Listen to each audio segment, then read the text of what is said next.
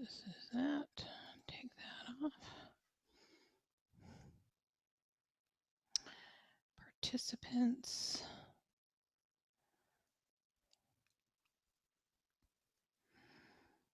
Okay.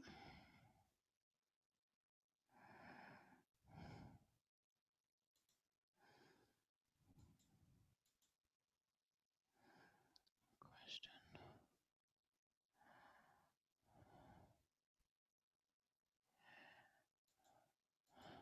The first question is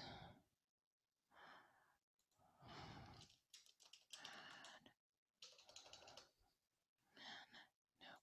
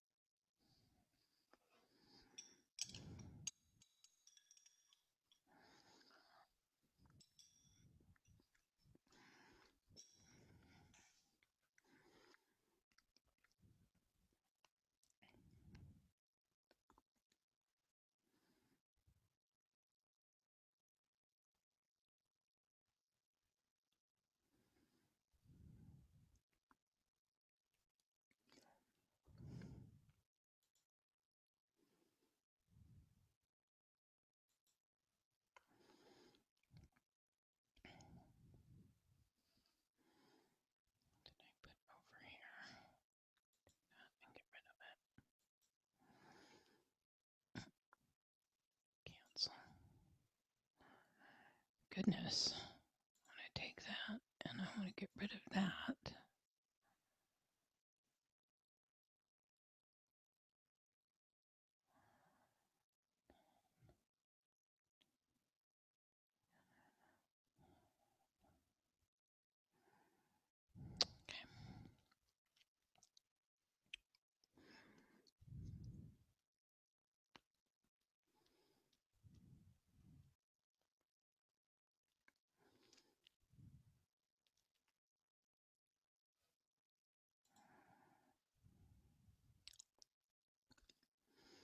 Oh, I didn't need to open that, but if I do this.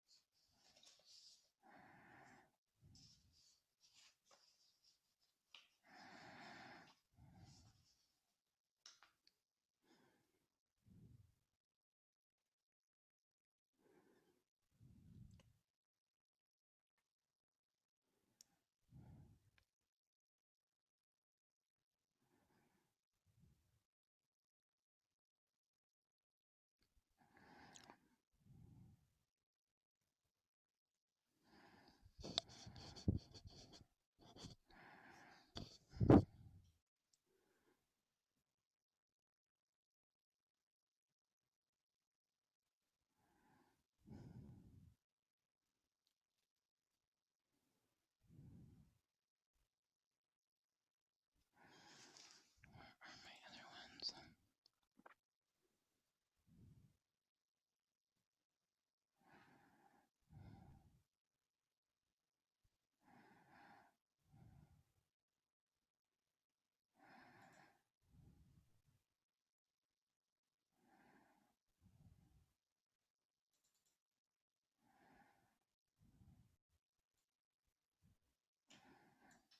Copy. Cancel.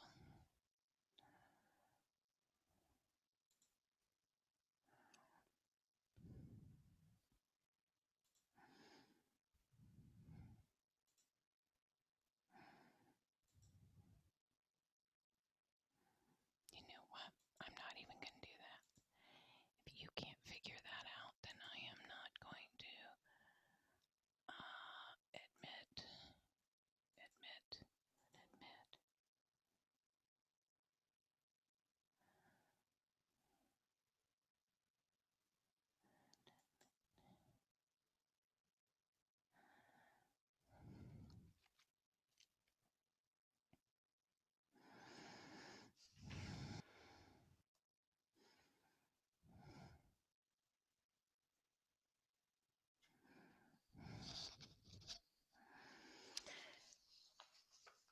Hello, ladies. Can you show me your faces?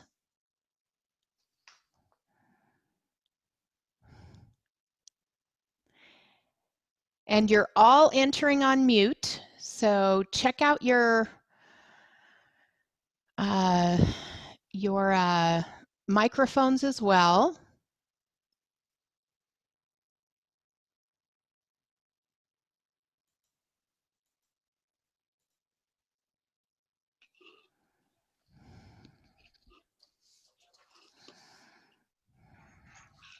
Is that better? Oh, that's great.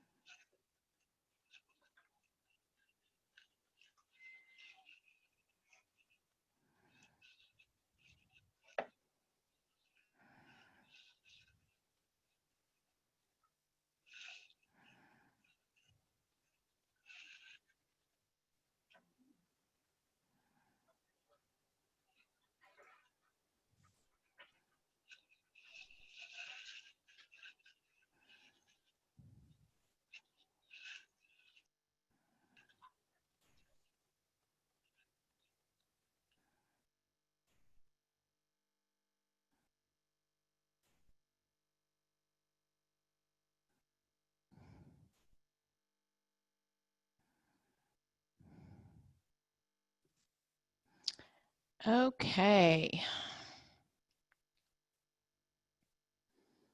Hi, Ira. Jody, how you doing? Good. How are you? Very well. Okay, I see here I've got Lisa. What? Taking a little bit of a roll call here, make sure I've got everybody. So I've got Lisa. Thank you, Lisa, for joining. And Sabrina, I'm showing you twice. Did you call in? Yes, I'm not sure. on both the computer and my phone because the computer doesn't have access to audio. Oh, that always creates a problem, doesn't it? Yes.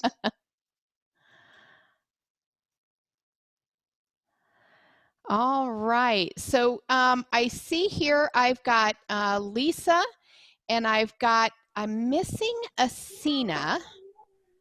I've got Sabrina. I've got Maja. Does anybody know where Asina might be? Hi, this is Maya. Maya. Okay. Yes, I just would like to answer regarding Asina. Are we talking about Asina Dragomir from Denver Housing Authority? We are. Yeah, she no longer works here as of Monday. She doesn't. Okay. Yes. All right. Well, she still has an ARM and she still gets installed. So I wonder if she'll be coming anyway. I'm not sure, but I just wanted to answer your question. I don't know if she will be, but I this was very appreciate recent. that. Okay. And Maya, are you, so I see we have, is that Prudencia? Yes. Okay, now Prudencia, I don't show that you're going to be getting installed today. Oh, was this for installation? I thought this was just having, no, I was just having the installation people come a little early. You are absolutely fine to be a part of this because you're not going to hear anything or be privy to anything. You just might want to go get a cup of coffee for 10 minutes or something, or make sure you've got your lunch, and then we'll start the program in about 7 minutes. Oh, no worries. All right. So Jana is going to be introducing all of you. So I think she wants to make sure she has all of your names and the way to pronounce them. So Lisa, yours is Lisa Archuleta. I think we've got that one. You're the easy one today. And then Sabrina Duran. And then Maya, I need you to do that, the last name there. I'm sorry, what did you say? I'm sorry. Maya, how do we pronounce your last name? Oh, it's like George and then Vich. Georgevich. I know it's kind of very, it's very difficult. Say it for me. It's Georgievich. Georgevich. Okay. Yes. That is good to know because I would have butchered it in 8,000 different ways. So, okay, perfect. And right now, Jana, you, I don't know that we're going to have Asina. I don't know that we're going to have Asina joining us, and Jody has to postpone hers. So it looks like there are just going to be 3 of us. Okay. Being installed. All righty. And I did just want to make sure you guys were here first. And I'm not seeing Dan. Let me give him a quick text.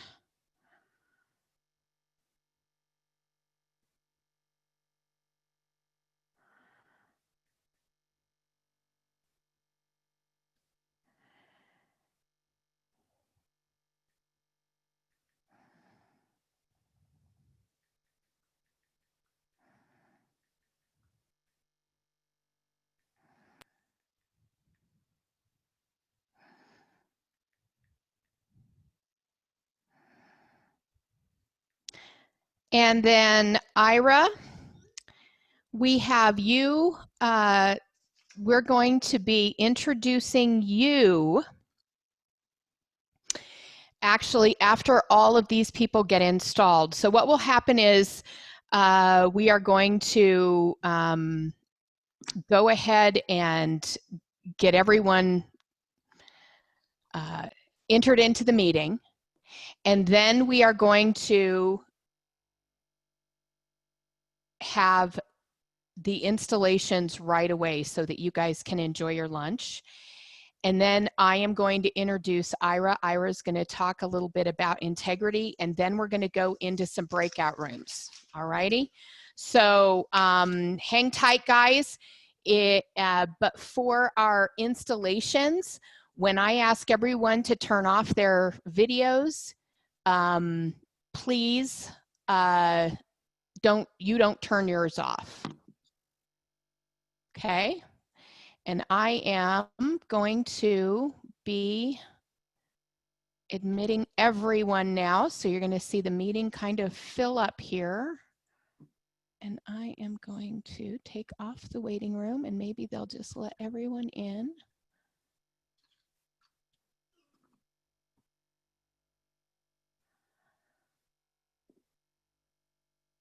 There we go.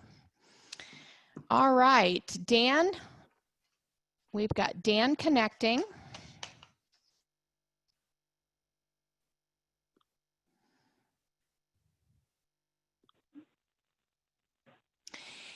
We also have our speaker on, Matt. How are you, Matt?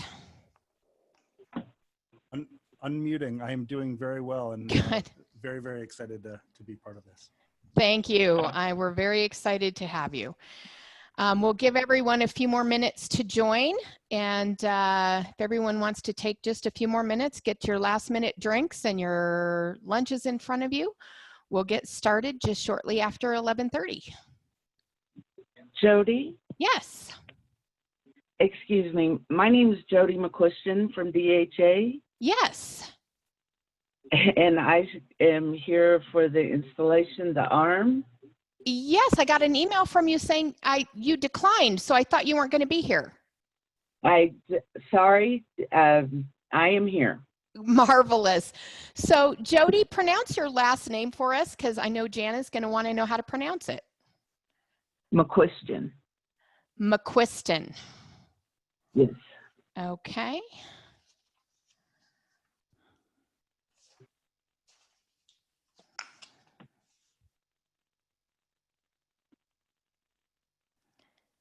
All right. We've still got more people piling in, so we'll give everybody a minute or two. Hey, Jody, just want to make sure my audio is working here. Dan, your audio is working. Fantastic. Thank you. So is your video. I can see that one. Yeah. How's it going? Good. Okay, I am just gonna come over here.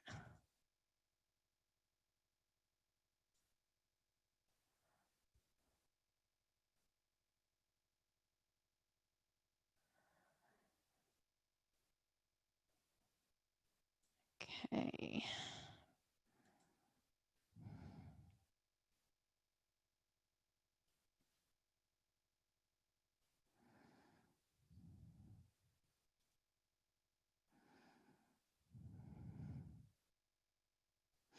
We live in a world where everything starts 5 minutes late. So we're going to give everyone 5 minutes to get in. I hope everyone is doing well and that you have found your way during this very, very strange time. It is hot, hot, hot. I want you also to find your chat. So if you can find the group chat, down at the bottom of the screen or the top of your screen, depending on your configuration, you're going to have a little chat bubble. If you would open up that chat and just type in there what you ordered for lunch. I'd love to know what you ordered for lunch and that you know where your chat is. Down at the very bottom of your chat, you can say whether or not you want to send the chat to everyone, or you can also send private chats to people that are in the meeting.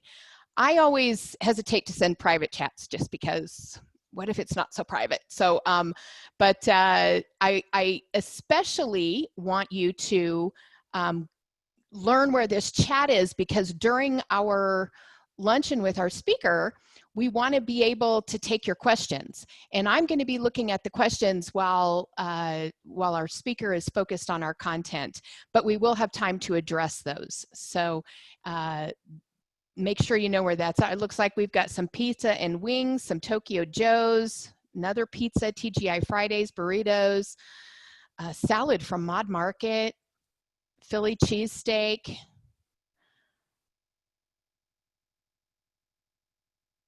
omelet with crispy bacon. Okay, Main Shack lobster roll and fries. Okay, well that I didn't even know was possible. That's awesome. Looks like you guys found some cool stuff to order. Did you guys find, give me a nod, and if your video is off, this is going to be a more interactive kind of meeting. We're going to go into breakout rooms. We're going to have small group discussions, so you're going to want your video on.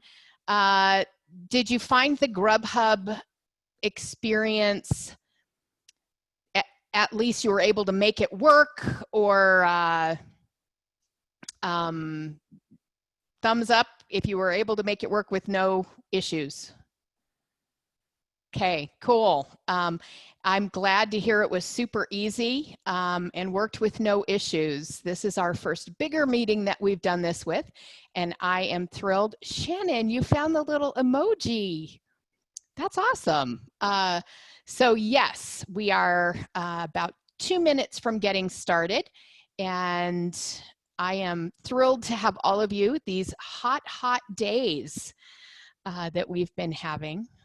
I know for me, it was, my poor husband, we got the cafe lights for around our patio, and I had him put them all up, and then I didn't like them, so I had him take them all down and then put them all back up again. And I had him do that last night in that 90-degree heat before the sun went down. So yeah, he maybe at that moment wasn't my biggest fan. So, but they look great. The lights look great. All right.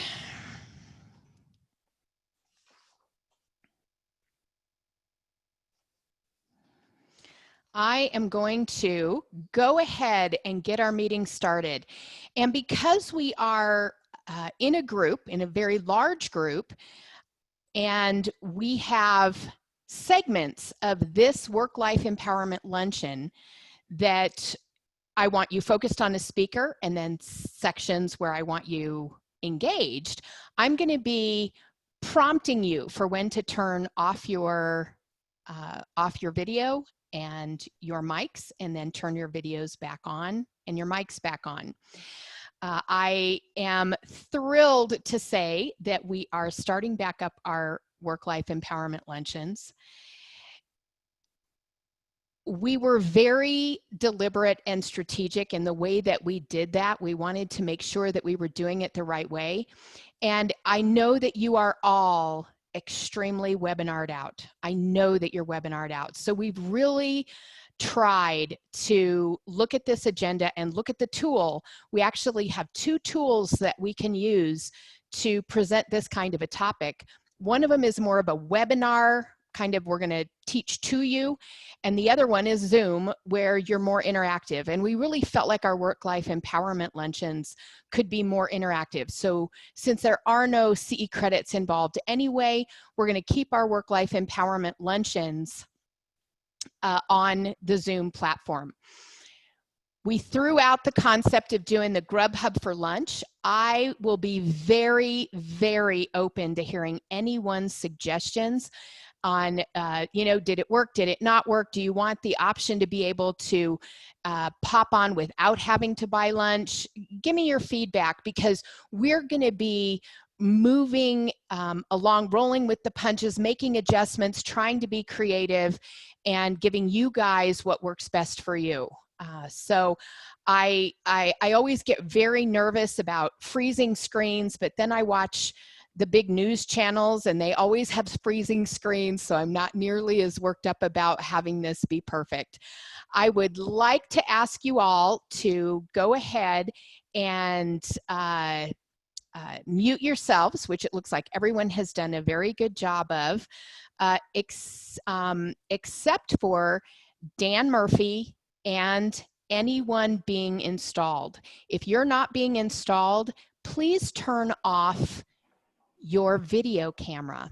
That way you will be able to see very clearly who is being installed and be able to work through the installation without having a bunch of people on your screen that aren't actually being installed. So if you're not being installed today as a new ARM member, please go ahead and turn off your video. And then Jana and Dan, Dan, I am going to go ahead and turn the meeting over to you.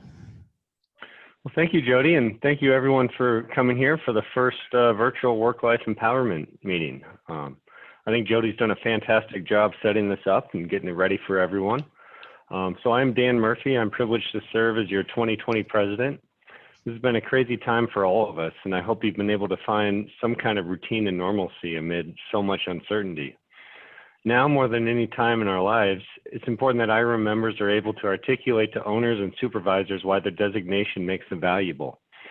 I don't know about you guys, but I've been going through a lot of essentially review on the asset management and the capstone course, trying to figure out early termination, what it financially means to these owners, going through figuring out what deferral of rents, how do you deal with past TIs, commissions, and things that a lot of times property managers don't have to dive into, but with COVID, everyone's had to be involved and everyone's been looking for a leader.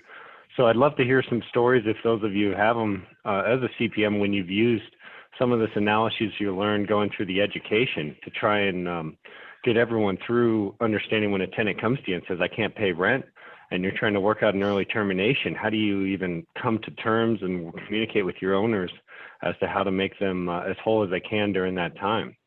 So I want to introduce now our president-elect, Jana Dalton, to introduce the honors being received today. Hi, everybody. Good to see you guys again. I know it's been quite a few months since we got to get together at one of these, so excited for that. I did want to just say a sidebar. Matt, I saw you speak at one of the TEDx Mile Highs, and I thought it was a great presentation, so I'm really excited to be able to see you again and have it apply directly to what we do in real estate. So I'm very excited for that. Thank you very much. So now I get the honor of recognizing individuals who really add to the strength and integrity of IREM by earning their ARM. Sometimes we have CPM as well. Today it's going to be ARM focused. We get to welcome 4 fantastic individuals who have recently achieved their ARM, which I think we can all agree, especially during these crazy times, that's extremely impressive. So congratulations to each of you for sticking with it and getting to this point. The ARM really shows employers and clients that you're passionate about residential management. You have credibility, expertise to back up that passion. I am 100% confident you'll demonstrate the difference between you and your competition, and this will help you get further along in life. So if everyone would join me in acknowledging Maya Georgievic, Lisa Archuleta, Sabrina Duran, and Jody McQuistion. Dan will go ahead and lead you guys through the pledge, and then Jody will get a screenshot of all of you to commemorate this moment. Thank you, Jana. New members help us shape the future and maintain the integrity of our profession and of IREM. I'm happy to recognize our newest ARMs who have earned competitive edge, are now ready to transform their professional knowledge and ethical standards into genuine value for their property, clients, companies, and themselves. If you'll please raise your right hand, and I will lead you in the IREM pledge, which I have finished. When I have finished reading the pledge, I will ask you to confirm by saying, I do. I pledge myself to the advancement of professional real estate management through the mutual efforts of members of the Institute of Real Estate Management and by any other proper means available to me. I pledge myself to maintain the highest moral and ethical standards consistent with objectives and higher purpose of the Institute. I pledge myself to seek and maintain an equitable, honorable, and cooperative association with fellow members of the Institute and with all others who may become a part of my business and professional life.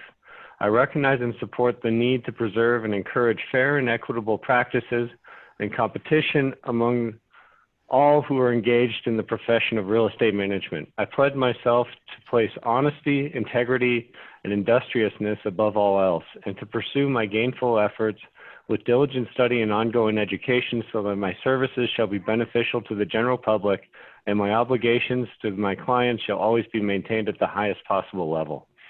I pledge myself to comply with the principles and declarations of the Institute of Real Estate Management as set forth in its bylaws, statements of policies, and this code of professional ethics. Please say, I do. I do. Congratulations and welcome to IREM as our newest ARM members. Do me a favor and hold up your certificates, please, so Jody can get a picture of the screen. Hold on. Or if you don't have your certificate, just keep your right hand raised, and we'll do what we can.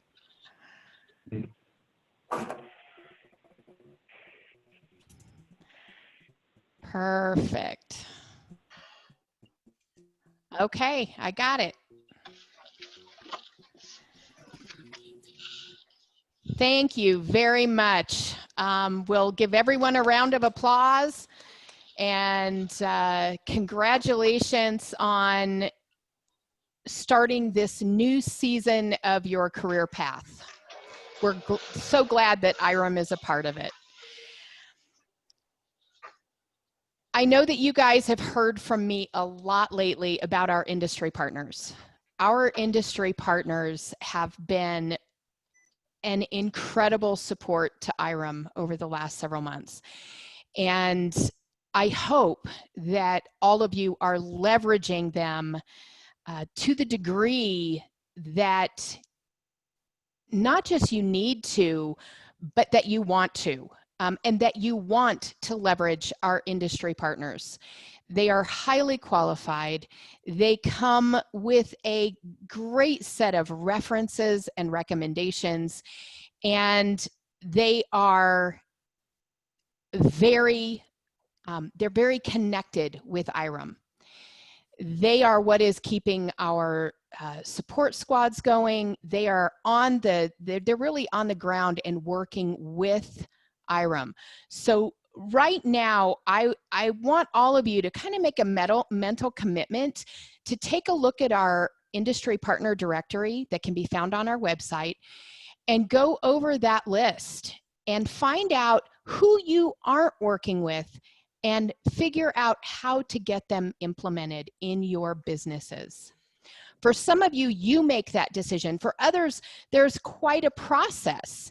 And how do we start that process? How do we get them involved so that if they can't be your go-to vendor this year, what do they need to do so they can be your go-to vendor next year? Today, our sponsor is Integrity Fire. And you all, I know, knew Cody Clow, and Cody has moved to Colorado Springs, and we have a new representative, Ira Coleman, and Ira has jumped in with both feet into the deep end. He has been involved in the events that we have had. He's constantly raising his hand. I sent out an email just a couple of days ago and say, hey, is anybody interested in helping out with this? And sure enough, Ira came right back. So Ira, thank you so much. For those of you who are not familiar with Zoom, which I don't know how that could be at this point, but up in your upper right-hand corner, there is a speaker view. If you hit speaker view, the person who is speaking becomes largest on your screen. Go ahead and hit speaker view, and Ira is just going to take a few minutes to talk about Integrity Fire. Thank you, Jody. Appreciate the opportunity. I'm joined here with Eric Williams, our CEO. I came on board with Integrity Fire back in March. The state of Colorado shut down with its compliance for in-person meetings and operations. And Cody Clow introduced me to IREM and got connected with Jody. And I saw this as a great opportunity to get involved, one in the network and also part of the community, which is very important to me. Recently coming on board, I was able to support at Brent's Place. We're sponsoring this luncheon, and then you're also going to see us at the future golf outing coming ahead. But the reason why I'm bringing Eric in here is to share a couple stories about where we've grown and how we've been able to support some of our clients. I have a strong background in business development, but Integrity Fire in this industry is very new to me. But I'm taking it in full stride and getting involved and finding a lot of great success. So I want to introduce Eric Williams. He's our CEO. He's going to spend a couple of minutes with everyone today. We have a couple key points we want to reference. And then I just wanted to hand it back to when we're done. Thanks, Ira. You've done a great job since you've been here. Even I was thinking about it right before coming into this meeting about the timing of your start and how inauspicious it was. But you've done a great job bouncing back. One of the things that made us different when we started this company kind of relates to this whole work-life empowerment session that you guys are running here, and that's the remote flexibility, the working from home. We chose early on to embrace that for our company. We believe that people can be just as productive at home as they can be in an office. And we ran that way for 2 years. So when COVID shut down the city, we were well prepared. We had actually just leased the building, and we were just starting to, we hired IRA. We were just starting to kind of ramp up the next phase of growth for ourselves. But it was a relatively easy pivot for us because we've been working remotely for 2 years. So, from a business capability standpoint, we didn't have a whole lot of impact due to the changes that we had to make to work remotely. It's been pretty blessing. We were able to communicate with our customers using our software, use of technology, and really just a great work ethic when it came to communication. It's funny, I was telling Ira, I've been in this industry for 15 plus years, and for the most part, my face, which is a face made for radio, has been on the phone. Most people have never seen me. They might know my name. They might have talked to me many times to run a service call or address an invoice issue. But very few people have seen me. And thank goodness Ira is part of the IREM organization, because his face is much better than this one most of the time. So thank you for having us. We're very excited to be an industry partner. We're a full service fire life safety company, and that'll be the extent of my sales pitch. If you guys need anything fire life safety related, we're here to support in any way, shape, or form. And with that said, thank you guys for giving us the opportunity to help. And just one quick caveat to what Eric is saying.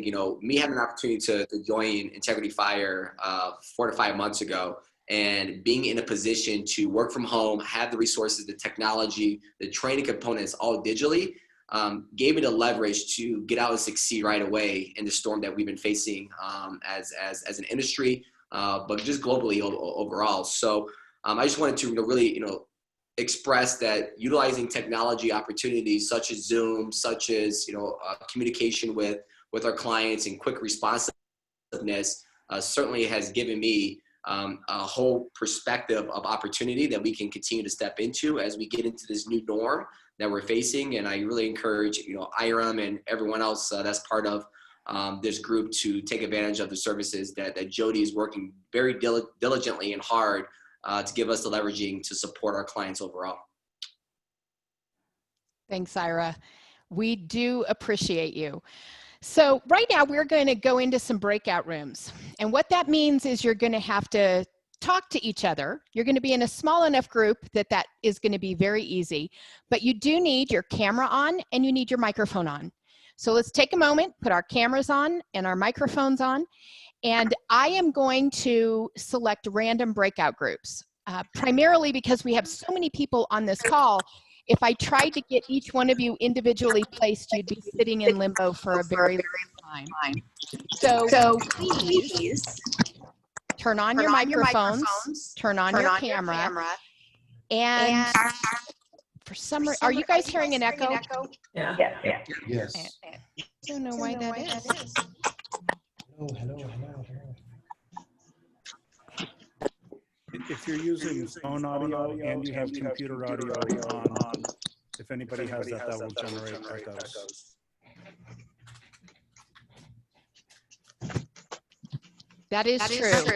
So if you've got computer audio and it's all the way up and you've got your phone on, that's what's going to be causing that. Oh, it looks like that was fixed. Thank you very much. Seems like it's fixed. All right, so I am going to put you in a breakout room. You're going to have about 5 minutes to kind of let the juices start flowing here.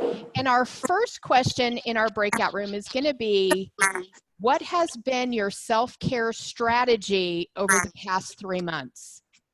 So think about that. What's your self-care strategy? And give me just a second to get you in the breakout rooms. I'm going to put 4 people in a breakout room.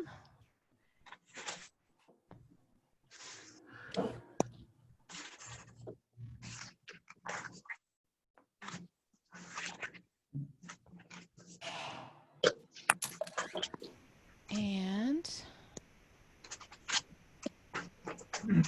I'm going to open the room and you're good to go.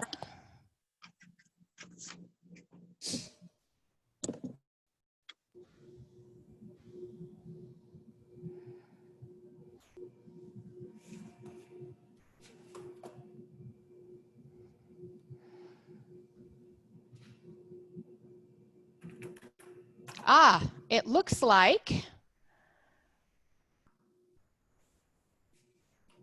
I have Maya, Sabrina, and Stephanie. Stephanie and Sabrina, I don't see your faces.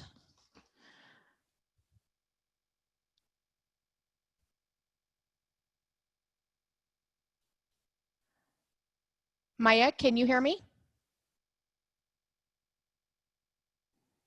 Maya, can you hear me? Take your microphone off. Your microphone is muted. Okay. There you go. I think Stephanie and Sabrina may have wound up somewhere else, but their audio is here. I think that's one of the downfalls of being on phone and your computer is it sees you as 2 different people. So you and I will talk. What has been your self-care ritual for the last 3 months?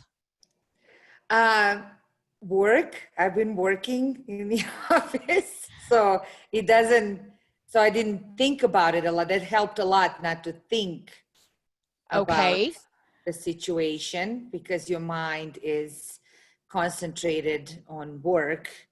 Also, I've been walking a lot. I've been going around and walking a lot, listening to music after. Oh, good. So that helps a lot.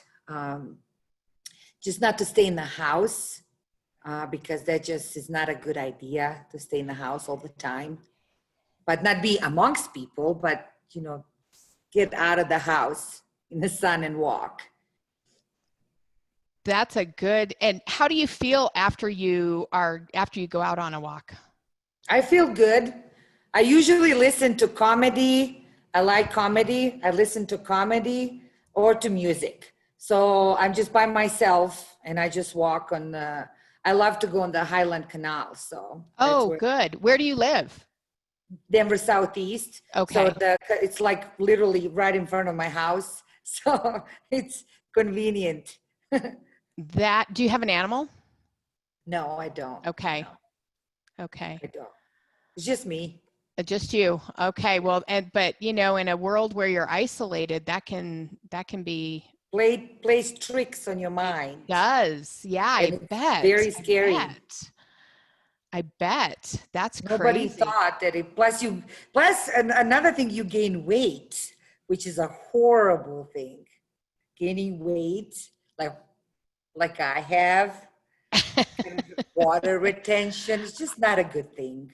I get it. You know, things kind of went out the window, and it was definitely man, it was definitely a realignment that needed to happen where the food was concerned. Definitely. And I work from home, so the fact that we were home was not a big issue.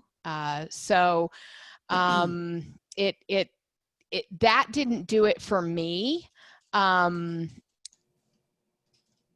going to just send a little note here to tell everyone they have 1 minute remaining. But yeah, my husband was laid off for 2 months, and just having him in the house was such a distraction. Usually I'm easy to get focused and do what I need to do, but just having him in the house, he wasn't necessarily bothering me. He was just here, and it was interesting, very interesting. So, yeah. Everyone had to get used to the new environment, new conditions. Yes. It's just, the worst thing is, as I said previously, it kind of plays tricks on your mind. You know, you have to readjust what you're used to, your habits. Yes. And, so. And my husband and I were eating out 3 times a week. So it, all of a sudden, no restaurants, we had to go back to meal planning and all of that. So it was quite interesting. All right, I'm going to close this room. We're all going to get back together again.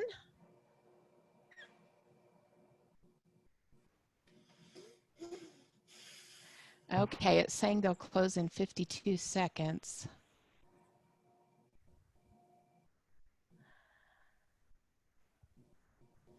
Should I mute my mic, Jody? Yes, you can go ahead and leave your mic on for now. Oh, to leave my mic on. Okay. Yeah, you can leave your mic on for now. Okay, everyone is coming back into our rooms, and as you come back into the room, based on your conversations that you have had, I am going to throw up a poll here for you, and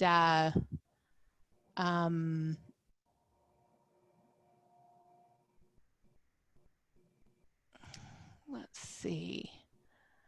Are you guys seeing all 3 of these questions, or are you seeing just one? 3.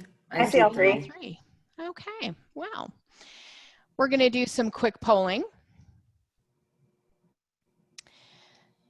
So go ahead, and on your screen, I'd like to know how you would rate your level of self-care. Would you say you're taking care of yourself very well? Would you say you're just getting by, you're surviving, or are you kind of drowning right now? Are you kind of not on the priority list and not on the radar, taking care of everybody else? And then, do you feel prepared and empowered to handle this crisis or a similar crisis in the future? In other words, have you gotten through most of the roadblocks and now you feel prepared? Or are you still kind of, wow, we don't really know what we're doing? And then the third one is, when you think of post-COVID, do you feel hopeful? Do you feel apathetic? Or do you feel dread? And I know most of us think there's a right and wrong answer in there, but I'm going to say there is no right and wrong answer, and this is an anonymous survey. So let us know how you're feeling. And remember, we have a mental health expert going to be talking to us today, probably some of the least expensive therapy you will experience in a long time. So I'm going to leave these open. We've got, looks like many of you have already voted. So I'm going to end the polling and share the results just to give you an idea. Looks like we're about half and half, people doing very well and people getting by. And that is good to hear, because I know many people at the very beginning were drowning. Do you feel prepared and empowered to handle this crisis or a similar crisis in the future? Looks like many of you have come through this really feeling like you know what you need to do. That's great. And then when you think of post-COVID, looks like a lot of people are feeling hopeful, but we still have that percentage, which is apathetic or feeling dread. And I appreciate you taking those polls. We're going to go back into one more breakout room, and our topic is going to be COVID sucker punched the world. If you had it to do all over again, what processes, procedures, or strategies would you make sure were in place before the shutdown? So we're going to take just a few minutes and talk about that. Let me get you all set up here. Now, if you're on the phone and on your computer, you may wind up getting separated from your video may get separated from your voice. I'm sorry, I don't know how to keep that from happening. So I will go ahead and open all rooms for that conversation.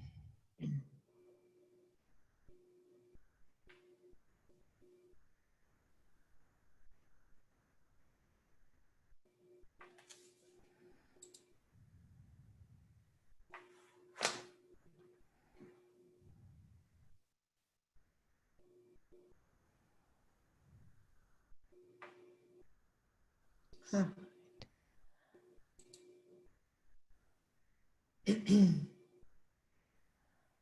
Okay.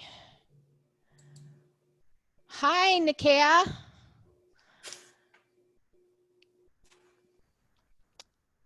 Nikia, do you have, your mute is on. Take your mute off. Sabrina, do we have you? Michiko, you're muted. Hi there. Hello.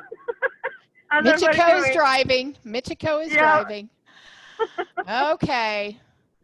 All right. Sabrina and Stephanie, I still don't have those two, but Michiko, it can be just you and me. That's perfectly fine. We're talking about things we wish we would have had when the doors closed. That's a great question, and there's probably a lot of items on that wish list. But one thing, I think a little bit, it goes out to the staff, you know, having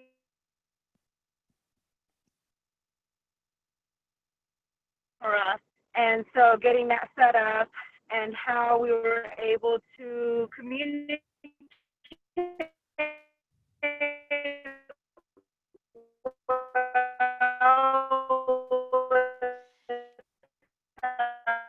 You know what, Michiko? You're really breaking up. I think you might do better by taking your video off.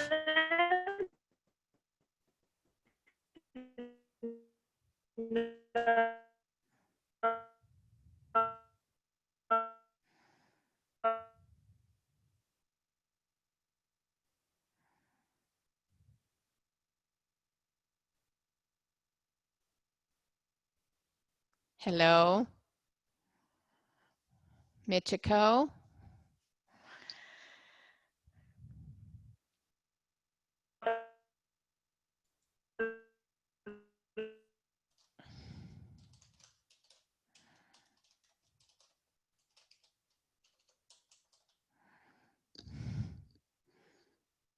Michiko? Can you hear me now? I can hear you now. I didn't hear a word you said before. So you get to start all over. Were you able to read my lips?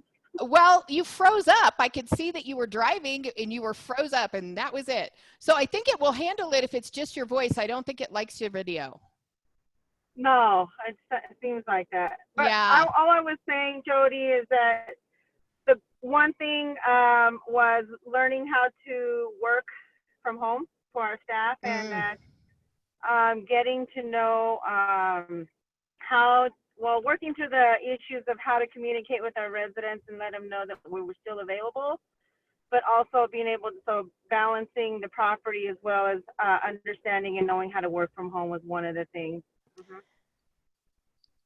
Because that is not something that just comes naturally to most people.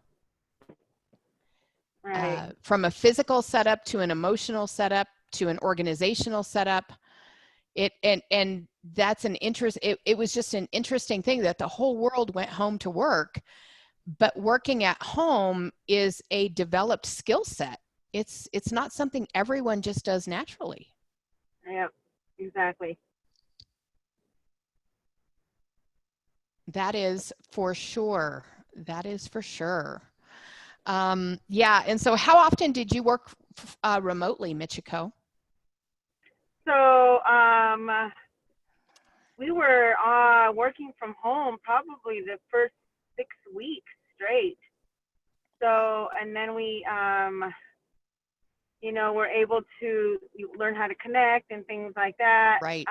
But yeah, it was about 6 straight weeks before, you know, we started to implement a little bit of going back out into the field. What was interesting is, and this is just a personal thought, was I literally had to come up with a way to feel like I was going to work every day, because at first I had a laptop probably on my bedside, and I said, no, you know, mentally I have to feel like I'm getting up and going to work so I can not feel like I'm stuck in this rut.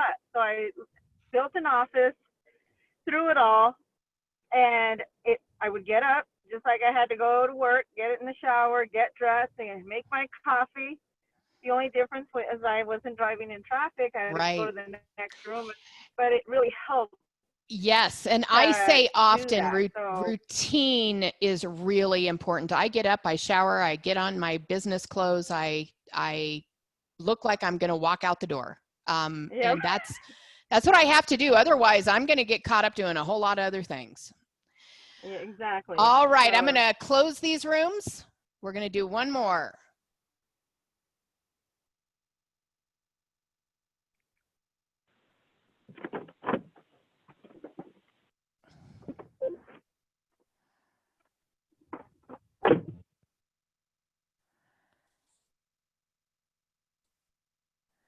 All right, it looks like our breakout rooms are closing up.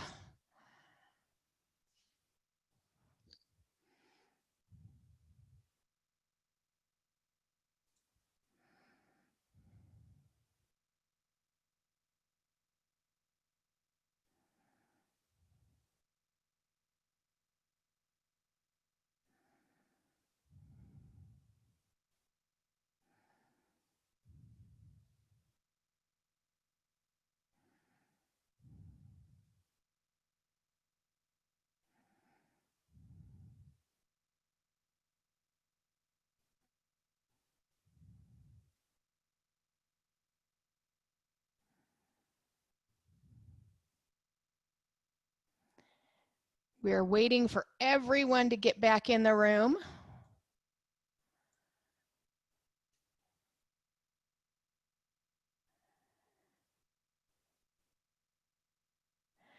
And we are going to have one more breakout room. And this breakout, I want you guys to share what are the silver linings you've experienced in the last 3 months, things you learned or decisions that you've made and not made had COVID not happened. So I'll give you an example. For IREM, we've been talking about offering a virtual platform for a long time, for years, people. It's been years. And being able to incorporate people from Fort Collins and people from Vail, and we just, you know, never reached priority. COVID forced us to make it a priority. And now we have the capability to reach those people who can't reach us. And that's a pretty distinct silver lining. So I'm going to set us out into one more breakout room. We're only going to have about 4 minutes for this one. So share your top thoughts.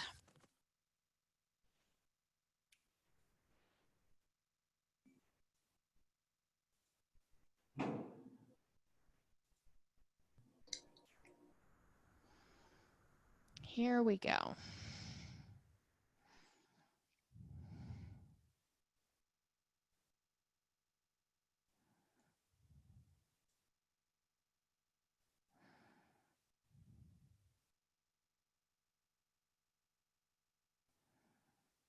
I think we're here. Liz, do we have you?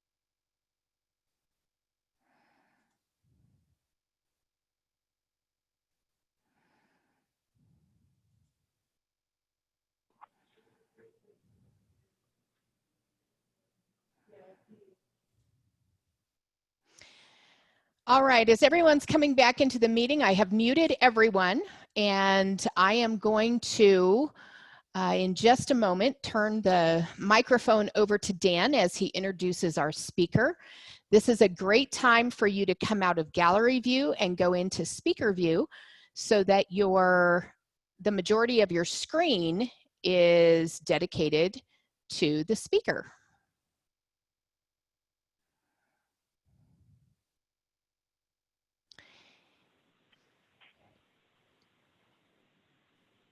Is everyone back, Jody? Are we It still looks waiting? like we're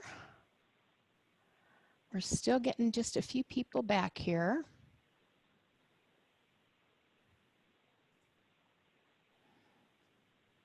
Yeah, looks like we're back. I'll turn it over to you. Well, great. Well, really excited for the speaker today. Matt has a passion for bold new ideas to take on mental health challenges. In fact, that passion was the driving force behind the creation of the National Mental Health Innovation Center. As the lead executive, he reports both to the Chancellor of the CU Anschutz Medical Campus and the National Mental Health Innovation Center Board of Directors. Before taking leadership of the National Mental Health Innovation Center startup, Matt served as Deputy Director of the University of Colorado Depression Center and managed program expansion for the Nurse Family Partnership, an evidence-based maternal child nurse home visiting program. Matt earned a BA from Marquette University and a Master's of Public Health from the University of Minnesota. He's a past board chair for the Suicide Prevention Coalition of Colorado and has served on the boards of the Rocky Mountain Research and Prevention Institute and the Colorado chapter of the American Foundation for Suicide Prevention. He recently was appointed to the State of Colorado Commission on Suicide Prevention. While Mark's work and vision for a mentally healthy world is serious, it's okay if we laugh a little today, because Matt also has 10 years experience as a stand-up comedian. So please welcome Matt Vogel. Well, thank you for that introduction. Although I'm listening to it, I realize that it just screams nerd. So I need to come up with something new. Hopefully everybody can hear me okay. If you can't, just maybe indicate that in the chat, and I'll turn that on so that I can see if anybody is having trouble hearing, and I can adjust the microphone as we go. But again, thanks for having me. When people hear that a guy from the university is going to give a talk, usually the first thing that pops into their head is, oh shit, he's going to bore us with PowerPoint. And there's a story I like to tell, that there was a plane crash, and the Pope and the president and the greatest professor at MIT were all on the plane, and they all got into the life raft together, and they realized that the raft was starting to take on water and that one of them was going to have to get out of the boat. And so they each had to make their case. And the president said, I'm the leader of the free world, and the world will be unstable if I'm not here, so I need to stay in the boat. And the Pope said, I'm the leader of the largest religious institution in the world, and my flock needs me. And the professor said, I've prepared a PowerPoint about why I should be the one to stay in the boat. And then the Pope and the president jumped out of the boat and swam away. So with that in mind, I'm not going to use any PowerPoint today, and I hope that that's okay with you, because in my world, we get pretty PowerPointed out. I went, I was supposed to do this talk back in the spring before any of this nightmare happened. And I went back to look at the notes for the talk I was going to give then to see if there was anything I could use today. And boy, did it sound naive, because just so much has changed. And, sort of tips for managing workplace stress, it's just all out the window. So today I want to just talk a little bit more about my background, and you'll see hopefully why that's relevant. Talk about some of the stressors that we're all experiencing together, some that are obvious to us and some that we're feeling, but we might not even have named them or really identified that it's something creating stress in our lives. Talk about what we're all learning and some of the realizations that are happening the longer that we go into this working from home, because even those of us who aren't working from home are affected certainly by this and by all the changes. And want to look ahead and what we think might be happening, and what can we all do about this stuff. So, as was mentioned in my introduction, I've been at the University of Colorado for about 25 years. Most of it spent, either directly or tangentially related to mental health. And I basically started the National Mental Health Innovation Center because I got pissed off. I was sick of seeing patients who needed care not be able to get the care that they so desperately needed, either because they couldn't afford it. Our clinic had great providers, but we didn't take most insurance, so people, for the most part, had to pay cash. People who had to wait, we averaged about a 5-month long wait list to get into the practice, and it's not just at our depression center. It's very, very common across all of mental health, and in many cases, those wait lists can be even much longer, especially if you're trying to get your kids in for care and you need to see a child or adolescent, or if you have an older adult that needs to see a geriatric specialist. There's less than 10 board-certified geriatric psychiatrists in the entire state of Colorado. And so the whole system was really frustrating me, and I had experienced it both personally as a patient myself, trying to get care when I desperately needed it in a number of years ago, but then also having to be the one that was taking those calls from frustrated patients almost every day. And I said, we've got to do better. I saw the rest of medicine on our campus, everybody else from cardiology to orthopedics and gynecology, everybody adapting new approaches to care, to employing strong prevention strategies, and to doing things using technology, and really felt that mental health was just kind of frozen in time in terms of how we delivered care. And so I started the center basically just as a way to bring new ideas into the field, really trying to focus on how we can use technology in particular, but just in general, how do we stimulate new creative thought in mental health and try to catch up to the rest of medicine. And when we were planning the space, one thing that became really clear as I was talking to lots of people who are working in innovation, in the innovation spaces and other industries, was that architecture and space really mattered. And very often universities are nothing but long hallways with closed doors, and you have these brilliant professors working behind those closed doors, and they don't even know what the person next door is doing because everything happens in isolation. So we said we want something totally different that would be just disorienting to career academics. And so we went with the trendy thing and did a completely open office space with collaboration spaces and a layout that was designed to have people, collide into one another so that they could exchange ideas and have, little areas where people could have impromptu meetings to be able to, share creative thoughts and ideas that had just occurred to them. We budgeted for $30,000 worth of glass so that the whole space would be flooded with light and transparent, and everybody could interact. And we really felt like it worked. And for 5 years working in that space, we patted ourselves on the back an awful lot and said, this was so great, and it really is critical to our success. And it's part of the reason that our center has been able to accomplish so much, was because we had the perfect workspace. And then, as we all know, one day last winter, somewhere on the other side of the world, a bat bit a pig, somebody ate the pig, and we all found out about something called novel coronavirus. I don't know if that's actually what happened, but that's one of the theories. So I go with that just because it's a good story. But and so, like so many other people, on March 16th, with 12 hours notice, we were sent home and told to take our laptops and to go home, and that we were going to work remotely until April 1st, and then they would reevaluate. And here we are 4 months later, still at home, and just yesterday, formally broke our lease at the university on the wonderful space that we thought was so critical to our success, and has just been sitting there collecting dust, and have indicated that we will never return to the space because of all the rent that we had been paying, and realized that we were actually doing quite well without it. And I know that that's for a lot of the people in this organization. I'm one of the bad guys now. Creating to the overabundance of commercial real estate that we're going to see. But that's really where we are. So I wanted to just give that as background and perspective. I think if it was even 2 months ago, when I was asked to do, or if I was going to do this talk 2 months ago, it probably would have been more along the lines of, here's 10 tips, for making work from home work for you temporarily, and get more sleep and drink lots of water and take breaks and go for walks. And I think we're all realizing that we're past that now. It was very encouraging to hear that people are employing great self-care strategies, and that there's a lot of optimism about the future, and that people are starting to think about how can I really be successful at this, and that they've paid attention to a lot of those tips and tricks that have been inundating us for quite a while. But the stressors are still there. And in many ways, the stressors that we're all dealing with on a daily basis are completely unprecedented. Things that we've, collectively with the volume and the specifics of what we're dealing with, we've never seen anything like this.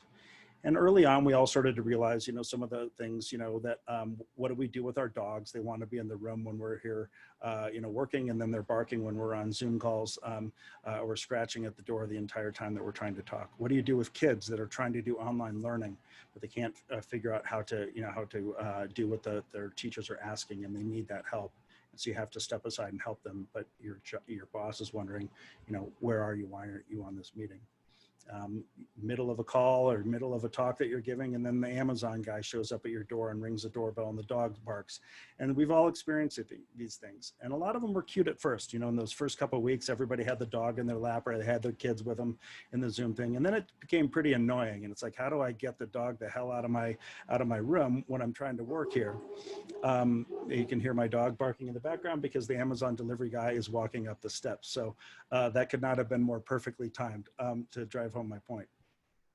So then, it did become annoying. Well, now I think a lot of people were moving into the acceptance phase, which is, that we're saying, okay, this is kind of here to stay, and we're just going to have to put up with this. The next phase, though, when you look at any of these changes that happens, we go from novelty to annoyance to acceptance, and then it's normality. And that these things are going to become just a normal part of our day, and we're not going to even notice the dog that's barking, in Daniel's office, or the kid that's coming in to ask, somebody else for help on their homework this fall. That it's just becoming a fact of life. Another stressor that we've all experienced, and don't even realize, I think in a lot of cases, just how stressful it is that none of us really had the right infrastructure for this. We realized that, the kitchen, working at the kitchen table and with the kitchen chair, that was great for a couple of weeks. Long term, that wasn't working. That we realized the lighting was wrong, and that, the room that we were working in had fluorescent lights that were driving our eyes crazy, and we were staring at the screen even more than usual because we're on these Zoom calls all the time. And a lot of us realized that our Wi-Fi wasn't nearly as good as we thought it was when we signed up for the plan. But all of a sudden, when your spouse is on a video call and you're on a video call and your kids are playing Fortnite or streaming movies and stuff, that all of a sudden we started to freeze up on Zoom and have those glitches and people not being able to hear one another. And it became really frustrating because it impacted our ability to do our work.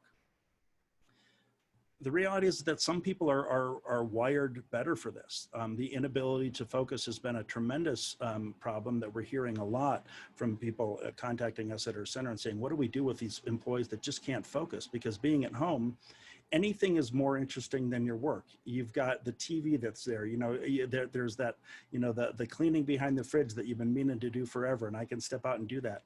And some people are able to sit at the desk all day and to self-manage, but for other people, without being in the office to remove some of those distractions for you, it's been a tremendous challenge. Another challenge that we identified, and I was actually really glad to hear that people are doing as well as they're doing with it, was the struggles in maintaining work-life balance. That a lot of people who have been working from home for a long time have figured that out. But for people like me to all of a sudden be home all the time, there's not a set time when I'm turning off my computer because I have to get home for dinner. So it's very easy to just make your day go longer and longer and then return to it because it's all just right there. In our breakout group, several people mentioned lingering fears. And I think that we're all carrying around more fear than we ever have carried around, both fear of getting sick, fear of dying, fear that people close to us might get sick and maybe will die. Fear about money because we see so many people losing their jobs and we wonder, might I be next? Is my organization stable? Are we going to suffer? Are we going to make it through this economic storm that we're in? People worrying about, what am I going to do with my kids this fall if we go back to school and 3 weeks into it, there's a spike in cases, teachers get sick and they send all of our kids home. And a lot of people are, fearing that that is what's going to happen. And then fear about, what's going to happen with some of my friendships. And for so many people, our peer groups are very much overlapping with our work relationships. And what's going to happen to those? Are we going to have the same level of friendship and the same kind of camaraderie that we had before? Other stressors, I was talking to somebody just last week, and she said, you know what, it's so hard because I never get compliments anymore on the shirt that I'm wearing. And I got that, I really like that validation. Nobody says, I love your earrings. Now, if you have big, obnoxious blue glasses, people notice, but otherwise we're not really noticing those things with one another. People said, I'm not getting flirted with. I'm not getting the compliments that I was getting. I don't have this group to sit down and talk about what happened on The Bachelor last night and the things that we used to do in the break room. And those things are gone. And that helps us, move towards a much stronger feeling of isolation. Another thing that I was, talking with a coworker about recently, she said, I'm a hugger, and this has been so hard for 4 months to not end meetings with hugging people as they go out the door, and that lack of human touch.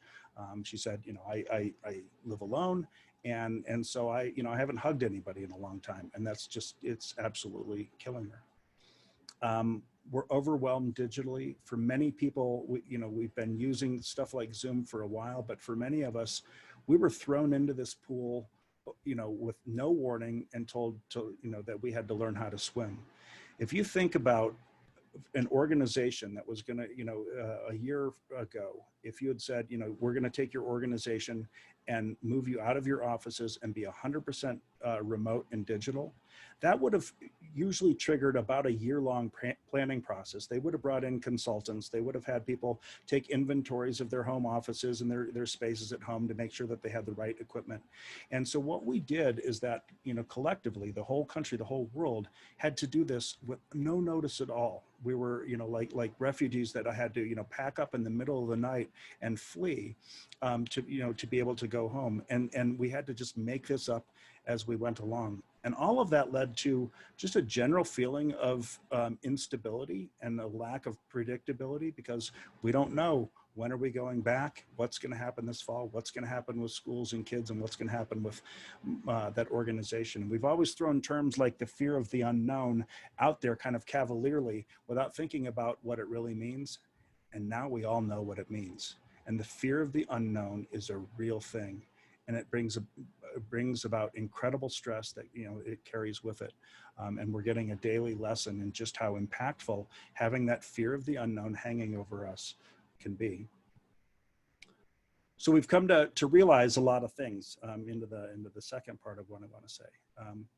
We've realized that, as I mentioned, the list of the things that stress us out and the list of the things that what we know and don't know is constantly changing. That there's no day in this thing yet where we've said, okay, now we got it figured out, because we don't know what tomorrow is going to bring. We thought that cases were going down. It started to look more optimistic they were coming back. Now they're skyrocketing everywhere. And even the places that haven't experienced the spikes are now starting to have indications that they might be. And so, what seemed certainty, so many meetings and conferences and things that, got canceled in the spring, got rescheduled for October. And now people are acknowledging that's probably not going to happen. And maybe we should reschedule them for next spring. And even then, we don't know. A lot of people are realizing just how much our commute mattered. At first, I live in Golden and commute out to the med school, which is at 225 in Colfax. And depending on when I left, that commute was generally about an hour in the morning and a little over an hour in the afternoon. And so at first I was like, oh, this is great. I get, 11 hours of commute time back that I can put into my day. But I'm realizing, as I think a lot of people are, that commute mattered in a lot of ways, because that was the time, because of work and with kids, that was the only time of the day I had to myself, where I could actually be alone, where I could make phone calls to friends or to some of my siblings out of state, where I could listen to the news or listen to music if I wanted to, or listen to books on tape or podcasts. And all of a sudden, those things are all gone. And the commute provided a very important transition period. It helped me mentally make the transition from being at home in the morning, going to work, and then leaving work and coming home. And without that transition, it makes those lines between work and life balance very, very blurry. We've learned a lot about Zoom fatigue. That's become, just a part of everyone's vocabulary. And I'm a believer that I think Zoom fatigue is real, but I also think that it will follow that novelty, annoyance, acceptance, and normality a progression that I mentioned earlier. That at first, Zoom was kind of fun and everybody played with the goofy backgrounds and we had our kids on there and our dogs. Then it just became really annoying. We said, that's where the Zoom fatigue came in and said, I don't want to sit in front of a webcam anymore today. And I'm sick of, having the wrong angle and the wrong lighting that makes me look bad and not having any feeling like I have any privacy because I constantly have, coworkers in my face on video. But I think now we're starting to move into that acceptance phase where people are saying, okay, this is just a necessary tool and it is the way that it is. And pretty soon we will experience just the same way that the working world had to adapt when email was first introduced, was that we'll get into normality, that it will just become so ingrained in what we do that we're not even going to notice it. We won't remember what it was like before Zoom, and that making a Zoom call will eventually feel like just the way that, a telephone call or things like that. And so, I think we've come to realize that we are moving through that progression, and we'll continue to do so with the technology that's making it possible for us to be home. We've learned that unlike what we thought initially, you can't just aim a camera at something and expect to recreate experiences that we had before COVID started and we all went home. And I think there's a number of examples for this. Certainly online learning, and early on with a lot of the schools that didn't know what else to do, so they just had the teacher standing in front of a webcam teaching a lesson and realizing that didn't work and the kids weren't paying attention and they weren't engaging, that you had to create something new to take into account and to recognize what was so different about this experience. The best example of all that I can think is the virtual happy hour. How many people have done virtual happy hours and just found that they really sucked, right? That we thought at first, hey, this is really cool that we're all together on the screen and we have a drink in our hand. But we realized that you can't recreate a happy hour by pointing a camera at it, because all the things that happen at a real happy hour don't happen on a Zoom happy hour. People split off into cliques. They go to get away from the boss and have their own side conversation because, we want to tell, inappropriate jokes and we don't want, the boss to hear that, or we want to talk about them behind their back, or I want to go flirt with this coworker and those kinds of things. And none of that could happen on a Zoom happy hour. And it felt really unsatisfying to all of us because we were trying to get the same experience that we got before. And the reality is that we're not going to get that same experience. That experience was unique to being in a bar, the experience of a happy hour. So the experience of doing something social with coworkers, it has to be a new thing. I don't know what that is, but we're collectively going to discover it and create it, and we'll find new ways of interacting with one another. We've come to realize that space still matters. It's not that my office, the space that we thought mattered so much doesn't matter anymore. But what's different is that now it's my space that matters, not our space, not what's good for the whole work environment. So what's good for Matt Vogel's office? What are the things that I need to have in place to be comfortable, to be focused, to be productive, and to avoid burnout? And that we have, those of us leading organizations, have to start changing the way that we think to recognize the space is every bit as important as we thought it was beforehand. But now we need to help employees figure out how do they get their own individual space to work for them. Another thing that I think has just been fascinating to watch is just how all of the status symbols and the ways that people would stand out or use to separate themselves, the executives and all the power symbols and the status symbols, they don't exist anymore and they don't work. Nobody, the people that have a closet full of $500 shoes, those shoes are sitting there, collecting dust because we're not even wearing shoes. I'm willing to bet that half the people on this call right now aren't even wearing pants. And so all of those things have changed. So nobody cares about your Armani suit because you can't tell on a little tiny square on the webcam, what, you know, if you have that suit on. Nobody can see whether your watch is a Rolex or a Casio. And you're not pulling into the parking garage in your Mercedes next to a coworker that has a Corolla and having that, you know, status symbol kind of, you know, to compete with one another. And in many ways, that's a good thing because it's brought us all to the same level. We're just people in our houses. You know, there's some curiosity about where you live, but even people that want to do that, you can put up a Zoom background that makes it look like you're in a 30,000 square foot mansion in Aspen, if that's what you want to do. And so we've all become a little bit more equal in that respect because all the power symbols and status symbols are gone. So looking ahead, what do we know? Well, we know that we have now shifted to when things are, you know, thinking about when are things going to go back to normal to now, you know, you know, thinking about if things are going to go back to normal. And now we're in the acceptance of saying, yeah, you know what, they're not going back to normal. Whatever the normal will be, it's going to be different. And none of us know what that is. That's the uncertainty that brings about, you know, the fear of the unknown. But the one thing that we do know is that we're never going back fully to how we were before. Institutions are changing. We don't know what's going to happen with our kids, but you know, we know that things like malls are probably on their way out. We're seeing a lot of the, you know, the retailers. You know, the shoe manufacturers, Brooks Brothers, you know, declared bankruptcy yesterday because they know that they're not going to be selling a whole lot of suits anytime soon. Universities, you know, I work for CU, and I think universities are now realizing that this isn't just about what we do next semester, but we need to rethink our whole approach to education. Do we need to have all these bricks and mortars universities, or should we be investing in more robust online universities where we could handpick the best professors from across the planet and create a whole new virtual university that has unlimited enrollment because, you know, you could have 500,000 students in your freshman class because you can scale online learning in a way that you can't scale a bricks and mortars campus.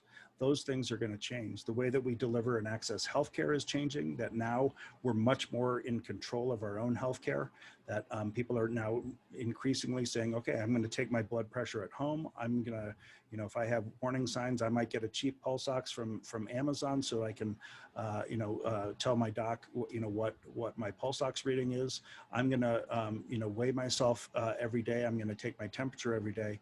And so the, you know, healthcare is shifting as well. And it's the same with mental health, because in my industry, we were at or beyond capacity before this happened. Now we're going to have a tsunami of demand on the mental health system because of, you know, when you have 40 million people who have lost their jobs, and we know that economic stress is closely tied to anxiety and depression and suicide, the demand is going to be like unlike anything we've ever seen in our lives. And how are we going to respond to that? Well, it's not going to be by building more clinics and hiring more therapists, because we don't have the money to build those clinics, and we don't have, there's no job pool to you know, hire the number of therapists and psychiatrists that we would need to meet this coming demand. And that's the new element of the workforce is all of us individually, that we're going to have to be our frontline mental health provider, just like we're all becoming our frontline healthcare provider. So those are some of the things that we know. And then, you know, the last section is, you know, so now what? What do we as individuals need to do going forward? And as I mentioned, we're far beyond just, you know, get more sleep and, you know, go for a walk in the middle of the day to clear your head. Those things are obviously important. But right now, all of us, people who are running organizations and in individual employees, we all have a choice. We can go one of two ways with this. One is that we can live with the fear of the unknown, and we can let it happen to us, and, you know, say, okay, well, you know, as the, you know, things change and as it all unfolds, I'll try to adapt.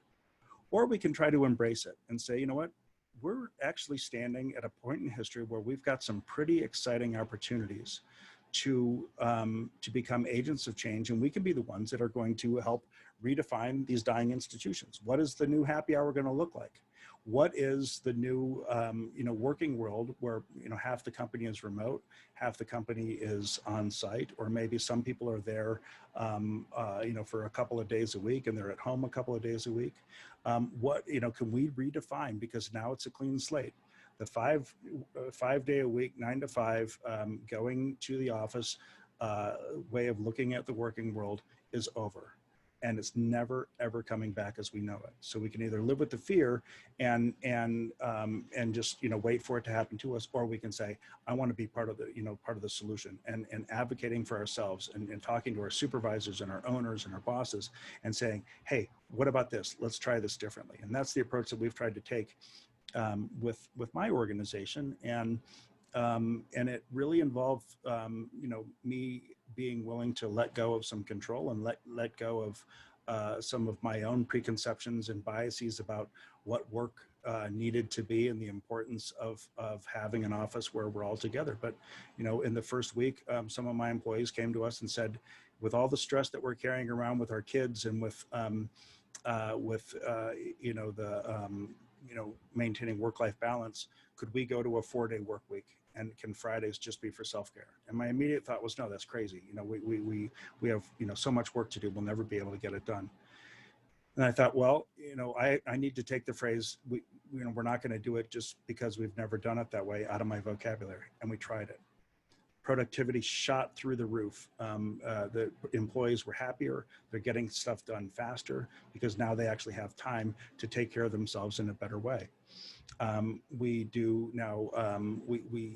abandoned the whole idea of focusing on process. And I've said, okay, process doesn't matter anymore.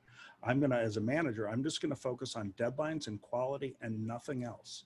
So when I give you an assignment and I tell you, you need to have it done by Tuesday of next week, all I care about is that Tuesday of next week, you turn it in and it's really high quality. And how you get there, the process of getting from point A to point B does not matter, because everybody's going to be different. Everybody has different stressors. People with kids, if you need to be with your kids for 4 hours a day, and that means you're going to do your work for 4 hours at night, I don't care. And that was a really hard realization and a really hard act of letting go as a supervisor to be able to do that. But I'm seeing it pay dividends like I never could have imagined, because people have embraced that and embraced the idea that that they can now advocate for themselves and be in much more control over their own environment and running their own office and getting their work done. And it also signifies on the part of management that, hey, I trust you. I'm going to trust you until you give me a reason not to trust you.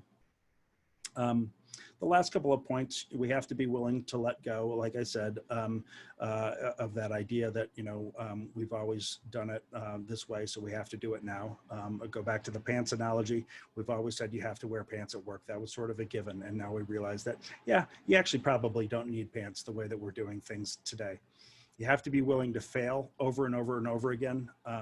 There's no preparation for this. And so we're going to get every step of the way, we're going to get it wrong 3 times before we get it right. And that's okay. We got to give ourselves permission for that.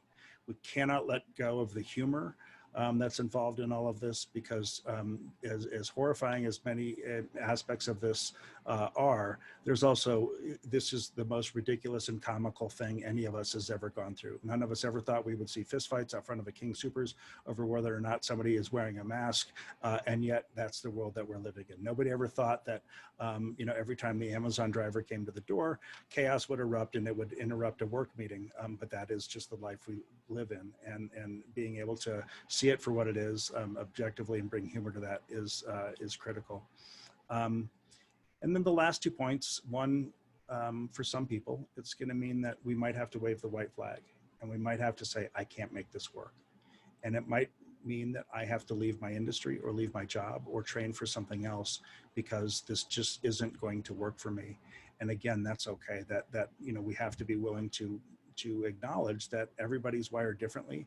And I might have been wired perfectly for my previous job at the office 9 to 5, Monday through Friday, and it's not working out as well. And I've tried the things to adapt. And so I might need to reinvent myself and think about what else I'm going to do. And then the last thing, obviously, is just to never, ever lose our focus on self-care and taking care of ourselves mentally and keeping ourselves mentally fit. I purposely didn't make this talk about, going down the list of all those things, as I mentioned at the beginning, because I think there's so much of that out there, and you can Google it and find, 10,000 websites from really smart people that have lots of great strategies. And so I'm not discounting the value in all of those things. But I think what I wanted to do, and hopefully this has worked, is to just give everybody a sense of the bigger picture and to identify some of the things that we're all feeling. So I'm going to end it there. We've got about 10 minutes left, and I'm happy to take any questions. Matt, I've opened it up for the group to put any questions in the chat box. And if you've got any questions or situations that you're going through right now that Matt might be able to help you understand better, just throw it in there. If it's a question you just want Matt to look at, you can send it to him privately. I'm going to start by asking, how can we recognize that a coworker is not doing well? Yeah, it's a great question. It was so easy before when we were in the office together to notice that, hey, Julie came in and it looks like she's been crying or she's just, not been herself lately because we're seeing her all day, and that's not happening now. We have to go from passively interacting with our coworkers to actively, to make that a deliberate thing, to check in with people every day, not about work things, but to just check in with your coworkers, or if you're a supervisor, you got to make this part of your week, just even 5 minutes to say, how are you doing? How are you holding up? What do you need? So we have to make that mental shift from being passive about it and just, assuming that we'll notice it, which is the way it was before, because now we won't. And it's very, very easy to let our coworkers and our friends fall through the cracks.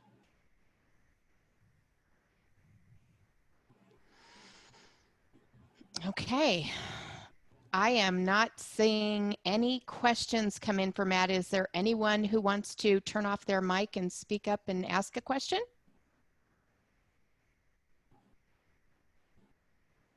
And it's okay if you don't, because we're all zoomed out, right? Oh, here we go.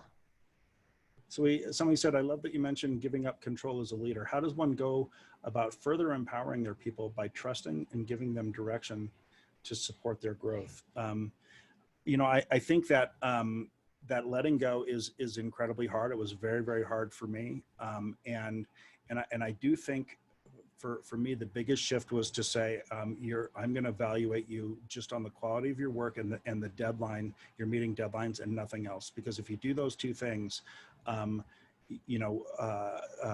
we can get you there, and you can create your own process. But a lot of people need sort of encouragement with that, because it's such a foreign thing to have a boss say, you decide, when you work and how you're going to do it and how you're going to get there. That people just their heads explode, and so it does take some hand-holding initially. So I think that the best way is you have to make time for these things and not just sort of expect it to just happen just because you announced it that was going to happen.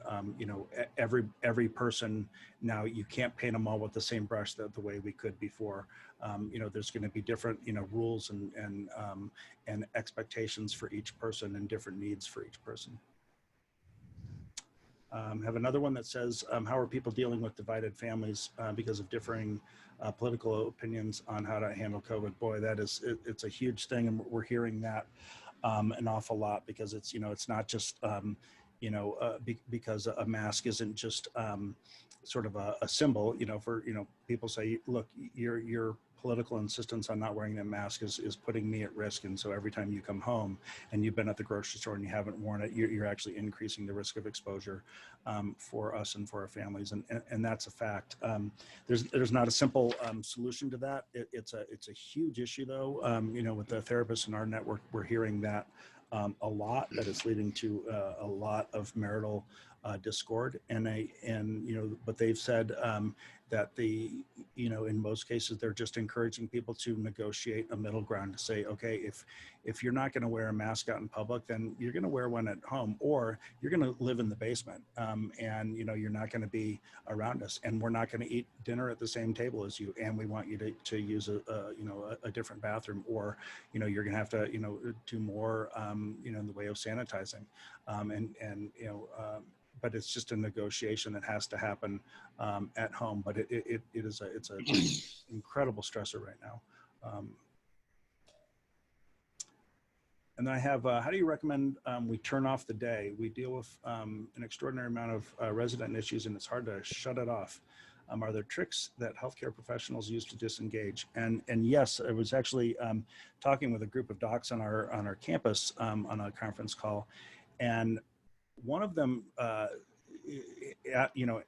answered this very question. And as soon as he said it, half the group said, oh yeah, I've started doing that same thing, which is when he's done for the day, he turns his computer off, or she goes outside, gets into the car, and drives for a couple of miles, and then comes back home, so that they've actually recreated their commute. And people have said that they're doing the same thing in the morning, that they get up, they leave the house, they go either get coffee or just drive for 10 minutes, and that becomes their commute to work, because they're realizing that transition time, part of what our commutes did, whether they're long or short, is it gave us the opportunity to decompress and to shift our thinking and our emotions from work and all of those problems and challenges and the good things to all of the problems, challenges, and the good things that we have at home. And so I think recognizing that commute time, or if you want, you can do it as a walk, even better, and kill two birds with one stone and get some of your self-care time in, but to actually create a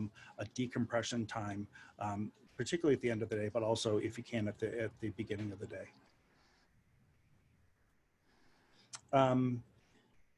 So the question that just popped up is it okay to reward employees for doing an exceptional job of transitioning versus those that are struggling?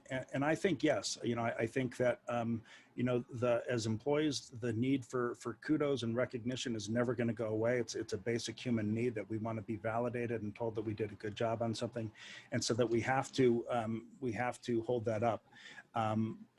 But you also then need to use those.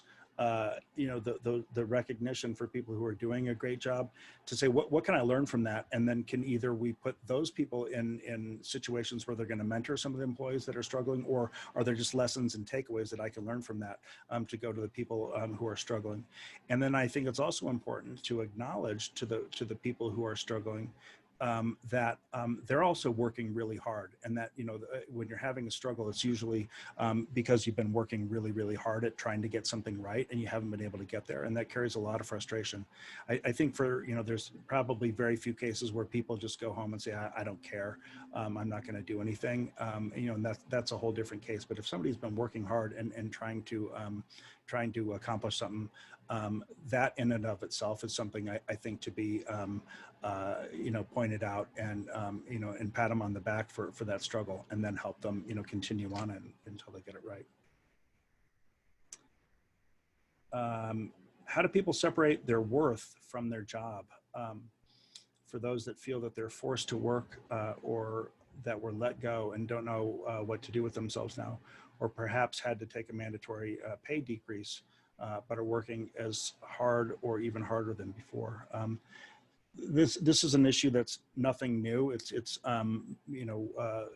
any kind of transitions and identity issues are incredible stressors for people, and can be incredibly taxing on their mental health. And it used to be an issue that hit men a lot more, that because men identified so closely with, who I am was very much tied to what I do.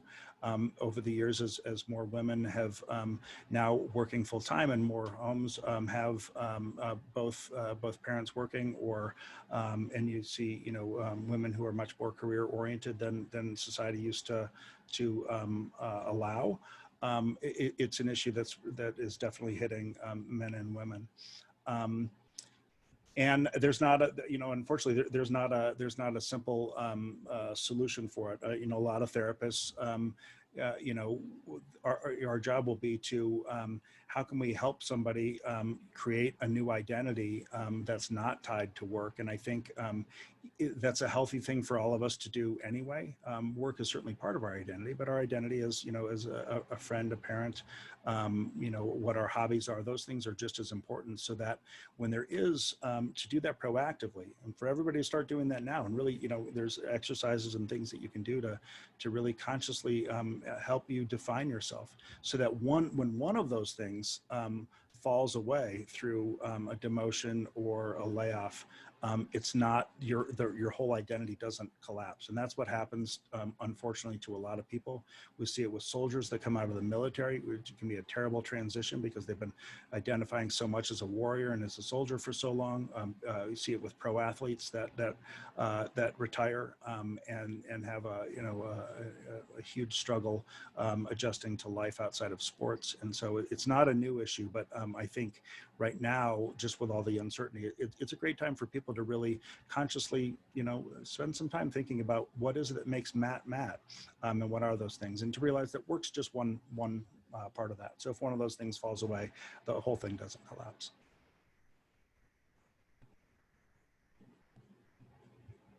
And I think that's it on the questions. So I hope this was helpful. You know, it's a little bit a different approach, and it's always hard, you know, doing these talks on Zoom because you don't see people's faces, so you don't know if they're nodding or sleeping or laughing at your jokes or not. But I hope it was helpful. And if you go to our website, mentalhealthinnovation.org, you can find my email address there, and I'm more than happy to continue the conversation with anyone. And if you have other questions that you just didn't want to ask in front of the group, please, by all means, reach out to me. Thank you, Matt. That was great and certainly very relevant. If everyone can just take their mic off and give Matt a round of applause, please. Thank Everyone you. figuring out on their phone. Yep, thank you. That was great. I gave a talk at a drive-in movie theater the other night because the nonprofit wanted to have their event, and everybody was in their cars because the only audio was on the radio. And so when they liked something, they would honk their horns and flash their lights, and it was the weirdest thing I've ever experienced in my life. There's a lot of that going on. You just never thought how easy some communication was before. But that was really great. I appreciate it, Matt. And also a special thanks to Jody, who a lot of people in her position could have sat down and let this ride through. Instead, she redoubled the efforts to get this online platform ready for even when the world goes back to some kind of normalcy. We've been able to expand our reach as IREM. So look forward to join us next month for Body Language in a Box. Now that we are all communicating online, what are the new rules and challenges? And thanks to everyone for joining in on our first virtual work-life empowerment. And again, thanks to Matt. That was great. Thank you. Have a great day, everybody.